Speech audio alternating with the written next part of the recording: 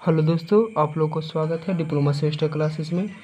आज हम लोग फोर्थ सेम इलेक्ट्रिकल का इलेक्ट्रिक मशीन 2 यानी 3 फेज इंडक्शन मोटर का कुछ एमसीक्यू क्वेश्चन देखेंगे जो फोर्थ सेम इलेक्ट्रिकल का सिलेबस है। तो आइए हम लोग फर्स्ट क्वेश्चन देखते हैं। फर्स्ट क्वेश्चन क्या बोल रहा है, the stator of a 3 phase induction motor produce. 3 phase induction motor में जो स्टेटर है जो क्या प्रोड्यूस करता है, तो कौन सा मैग्नेटिक फील्ड, तो ये इसका राइट आंसर हो जाएगा रोटेटिंग मैग्नेटिक फील्ड। हम लोग सेकंड नंबर क्वेश्चन देखते हैं। सेकंड क्वेश्चन क्या बोल रहा है, an induction motor is a perfect to a DC motor because it. Induction motor की तुलना में इंडक्शन मोटर को क्यों ज़्यादा यूज किया जाता है, क्योंकि इसका सिंपल कंस्ट्रक्शन होता है एंड रग्ड कंस्ट्रक्शन होता है। आइए हम लोग थर्ड क्वेश्चन देखते हैं। थर्ड क्वेश्चन क्या बोल रहा है, ए 3 phase induction motor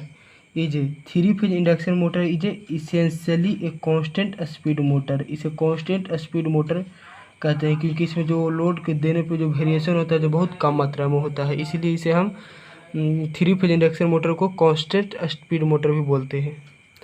fourth question हम लोग देखते हैं। फोर्थ क्वेश्चन बोल रहा है, the air gap between stator and rotator of a 3 phase induction motor range. तो स्टेटर एंड रोटेटर के बीच में 3 फेज इंडक्शन मोटर में एयर गैप कितना होता है जिससे मैग्नेटिक फील्ड प्रोड्यूस होता है, तो इसका राइट आंसर होगा 0.4 mm to 4 mm। 5 number question अब देखते हैं। 5 नंबर क्वेश्चन बोल रहा है, if the frequency of a 3 phase supply to the stator of a 3 phase induction motor is increased then synchronous speed. Question बोल रहा है कि 3 फेज इंडक्शन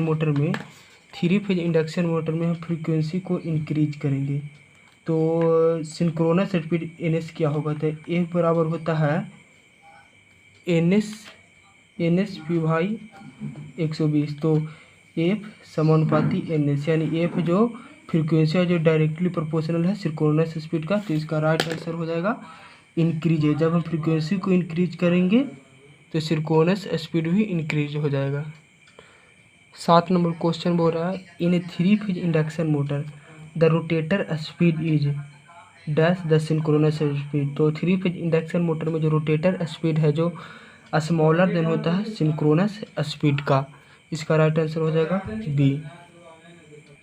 आइए अब हम लोग 8 नंबर क्वेश्चन देखते हैं। तो 8 नंबर क्वेश्चन बोल रहा है, the synchronous speed of a 3 phase induction motor having 20 poles, number of a 20 poles है एंड कनेक्टेड फ्रीक्वेंसी 50 हर्ट्ज है, तो इसका सिंक्रोनस स्पीड यानी एनएस इसका क्या हो जाएगा। तो हम लोग एनएस बराबर फार्मूला जानते हैं, एनएस सिंक्रोनस स्पीड बराबर 120 पी भागा एफ। तो 120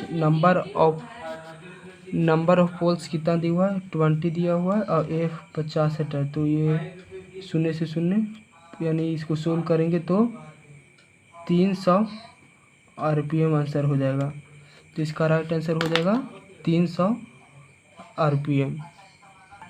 9th नंबर क्वेश्चन देखते हैं। तो 9th नंबर क्वेश्चन बोल रहा है, the relation among synchronous speed NS और rotator speed N and slip S में। तो हम लोग को रिलेशन निकालने के लिए बोल रहा है synchronous speed, rotator speed and slip S में।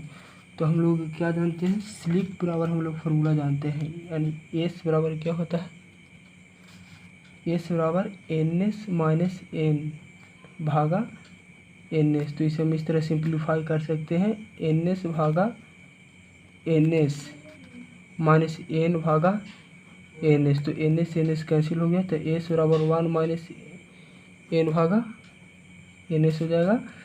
तो ये इस तरफ माइनस में, तो इस तरफ हम प्लस में लेते आएंगे, एन भागा NS बराबर 1 माइनस S हो गया। तो N बराबर हम लोग लिख सकते हैं 1 minus S equal to NS। तो ये देखते हैं कि ऑप्शन में है कि नहीं कोई ऐसा ऑप्शन।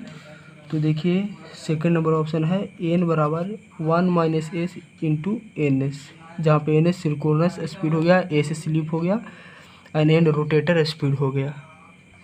10 नंबर क्वेश्चन क्या बोल रहा है, when 3 phase induction motor is a no load the slip, no load condition में 3 फेज इंडक्शन मोटर में स्लिप प्रैक्टिकली है जो 0 हो जाएगा, प्रैक्टिकली 0 हो जाएगा। 11 नंबर हम लोग 11th नंबर क्वेश्चन हम लोग देखते हैं।